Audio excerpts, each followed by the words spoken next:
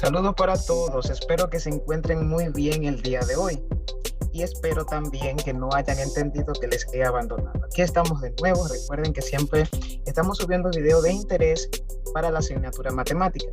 Esta vez vamos con una rama fascinante de la matemática llamada estadística, la cual imparto en quinto de secundaria del Liceo Gloria María Calcaño, a los quintos que están bajo la modalidad de la salida de matemática. Y estos son la sección A y la sección B. Espero que se encuentren muy bien el día de hoy, como les había dicho. Y acá les dejo de recordatorio para que me den su suscripción en dado caso no lo hayan hecho. De esta manera van a estar recibiendo cada uno de los videos que hacemos por aquí con la intención de aprender un poquito más de esta asignatura. Vamos a dar inicio y de inmediato vamos a dar a conocer el indicador de logro que vamos a trabajar. Realiza distribución de frecuencia para datos no agrupados y datos agrupados. Esta clase es una continuidad de lo que ya hemos venido hablando en nuestro grado en el aula. Entonces, para el día de hoy vamos a aplicar cada una de las definiciones que vimos en el aula, la vamos a aplicar para los datos no agrupados y para los datos agrupados, viendo básicamente dos ejemplos que nos ayuden a poder realizar lo que indica nuestra intención del día de hoy. Vamos a dar inicio a los problemas y vamos con el primero. El ejercicio dice, supongamos que el número de hijos de una muestra de 20 familias es el siguiente. Ahí tenemos la muestra de las 20 familias. O sea, cada uno de esos números corresponde a la respuesta que dieron la familia con respecto a la cantidad de hijos que tienen. Les piden a ustedes, o nos piden, completar la tabla de frecuencia y graficar un gráfico de barra y un gráfico circular. En este caso vamos a tomar en cuenta de que vamos a utilizar las frecuencias de datos para datos no agrupados. Para esto vamos a construir la siguiente tabla y aquí arriba vamos a tener cada uno de los datos que necesitamos para poder trabajar. Como en este caso ustedes ven que las respuestas de esas familias con respecto a los hijos que tienen no pasan de 5, van desde 1, específicamente desde 1 hasta 5, pues lo que vamos a construir va a ser una tabla en donde va a tener 5 clases.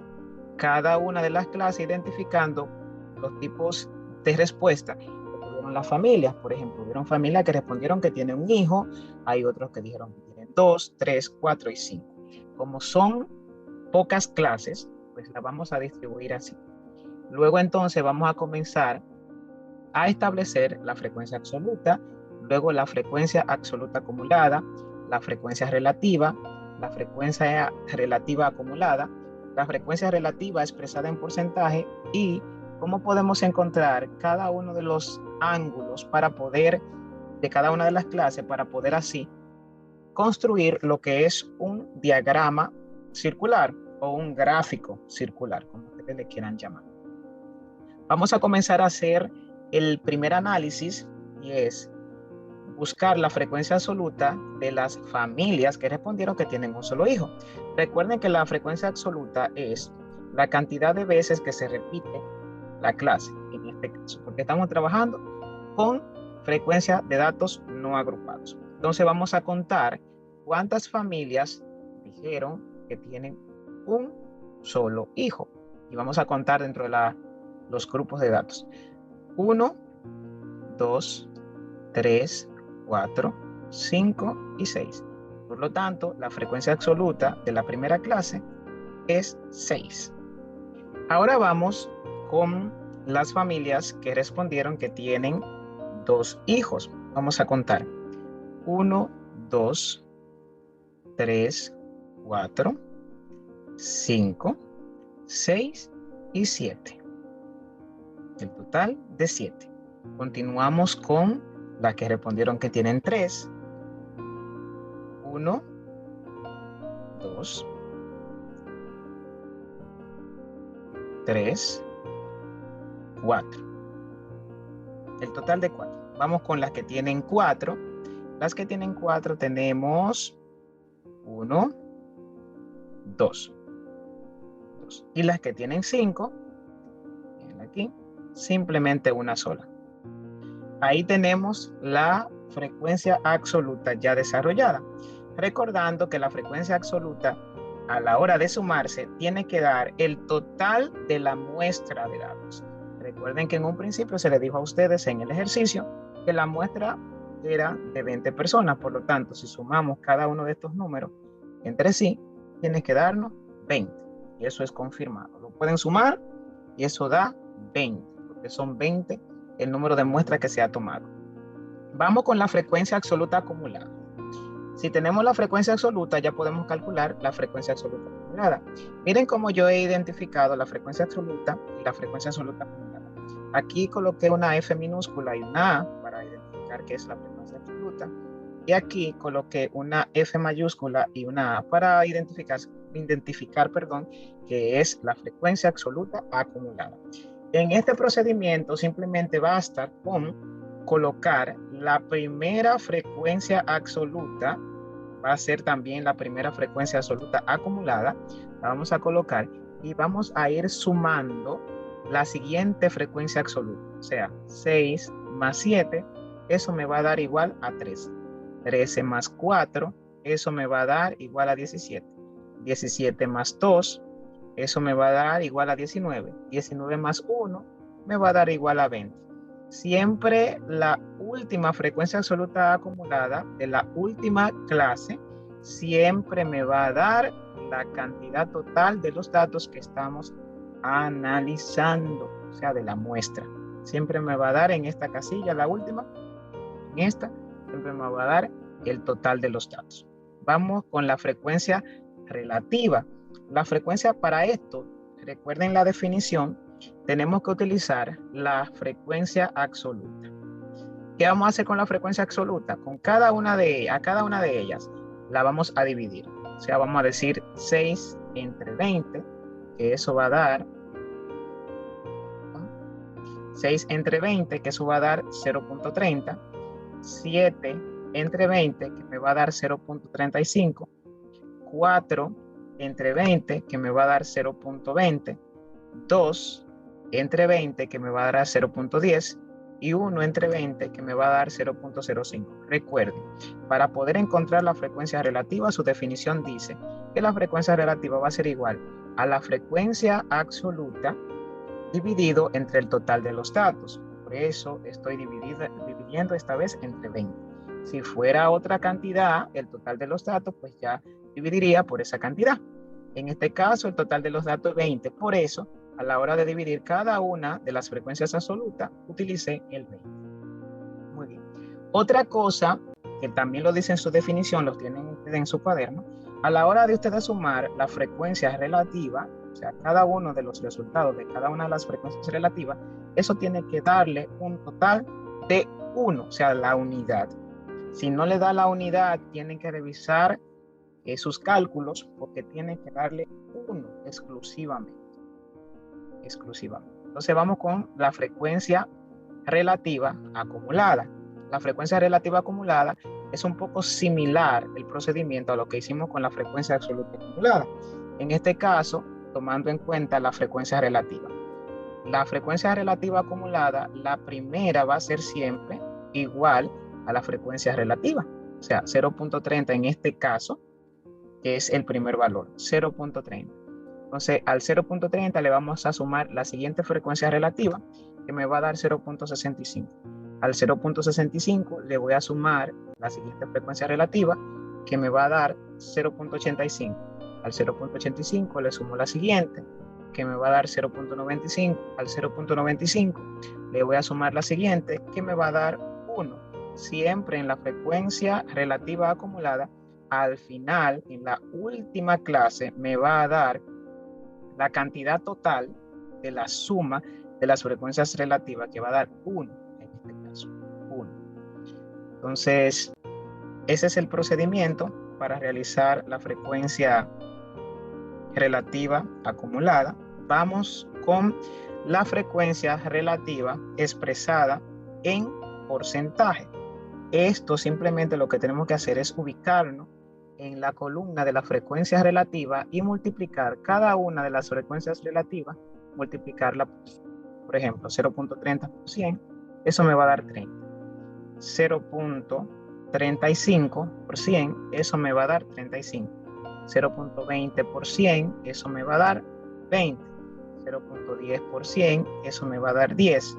0.05, eso me va a dar 5.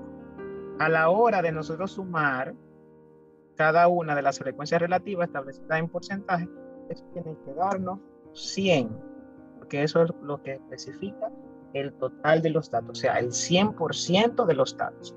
Ahí tengo 30%, 35%, 20%, 10%, 5%, 100%. Eso va a identificar la cantidad, o sea, el porcentaje que tiene cada uno de los datos que hemos analizado. Por ejemplo, la familia que tiene un solo hijo, eso equivale a un 30% de los datos que se analizaron. La familia que tienen simplemente 2 hijos, eso equivale a un 35% de los datos. Y así sucesivamente. Vamos con la parte donde nosotros descubrimos los ángulos para poder realizar el diagrama circular o el gráfico circular. Para esto vamos a multiplicar la frecuencia relativa por 360 grados. O sea, cada una de las frecuencias relativas, esta vez la multiplicamos por 360 grados. Multiplico 0.30 por 360, eso me da 108. 0.35 por 360, eso me da 126.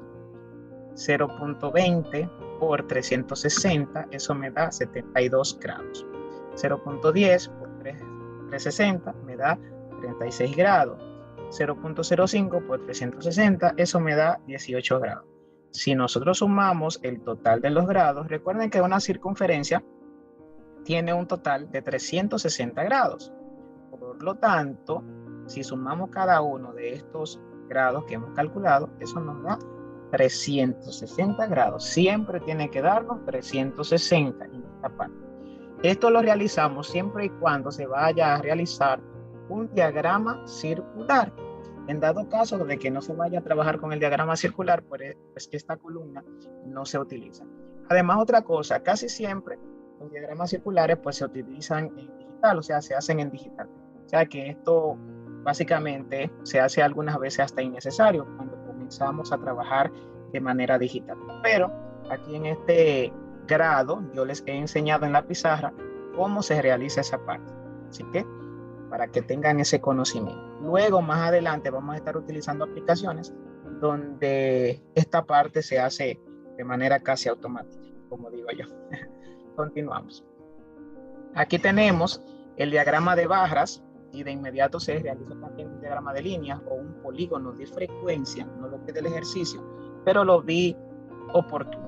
En este caso, el diagrama de barras, miren la forma en cómo está identificado y está construido con cada una de las clases. Miren, la familia que respondió que tiene un hijo, la familia que respondió que tiene 2, la que tiene 3, la que tiene 4, la que tiene 5.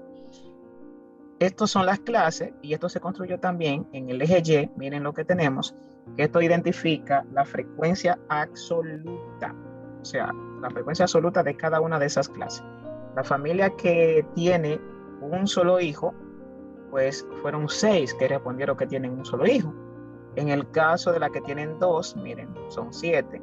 La que tienen 3 son 4. La que tienen 4 son 2. Y la que tienen 5, una sola familia. Entonces ahí está un diagrama de barras identificado. Y arriba tenemos un diagrama de línea o de polígono de frecuencia, en donde simplemente con ustedes buscar un punto céntrico en la gráfica, o sea, en cada una de las barras, y unir esos puntos, ya ahí ustedes están trabajando con un polígono de frecuencia. Más adelante, en otro ejemplo, vamos a ver otra forma de realizar el polígono de frecuencia. Ustedes lo pueden realizar separado o aprovechar la construcción de cada una de las barras. Lo pueden hacer en el diagrama de barras o en el histograma, que también es válido. Pueden hacer en cualquiera de los dos conjuntamente. Existen ocasiones donde ellos aparecen juntos, tanto el diagrama de línea como el diagrama de barra, o el histograma y el diagrama de línea.